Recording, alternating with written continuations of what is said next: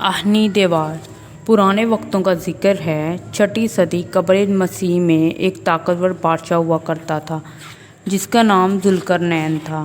اس نے بحیرہ ایجائن سے دریائے سندھ تک فوجی فتوحات حاصل کیں۔ اس کی حکومت مشرق سے مغرب تک پھیلی ہوئی تھی۔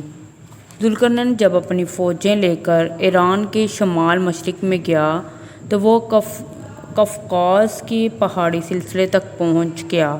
وہ بحیرہ قزوین سے بحیرہ اسود تک پھیلا ہوا ہے۔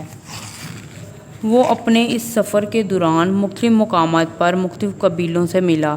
ایک بار اس کی ایک ایسے قبیلے سے ملاقات ہوئی جس کے ارکان کے لیے اس سے بات چیت نہایت مشکل ہو رہی تھی۔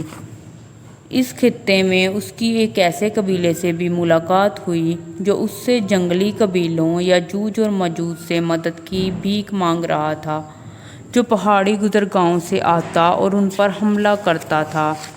ذوالقرنین نے کہا، مجھے کچھ لوگ دو اور میں تم اور ان لوگوں کے درمیان دیوار بنا دوں گا۔ آؤ اور مجھے لوہے کے بلاک دو۔ اس نے ان سے کہا کہ وہ لوہے کے بلاک لے کر آئیں، اور جب یہ سرخ ہو گئے تو ذوالقرنین نے ان سے کہا کہ ان میں پگھلا ہوا سرخ تانبا ڈال دو۔ اس نے کچھ اس طریقے سے وادی کو 2 پہاڑوں میں تقسیم کرنے میں ان کی مدد کی۔ ذوالقرنین نے یوں آہنی دیوار بنا کر قبائلیوں کو یاجوج ماجوج سے محفوظ کر دیا۔ اس وقت آباد دنیا کا ایک بڑا حصہ فتح کرنے اور آہنی دیوار کی تعمیر کے بعد بھی ذوالقرنین کی عاجزی میں کوئی فرق نہیں آیا۔ اس نے ان تمام کامیابیوں کا سہرا خدا تبارک و تعالیٰ کی رحمتوں کے سر باندھا۔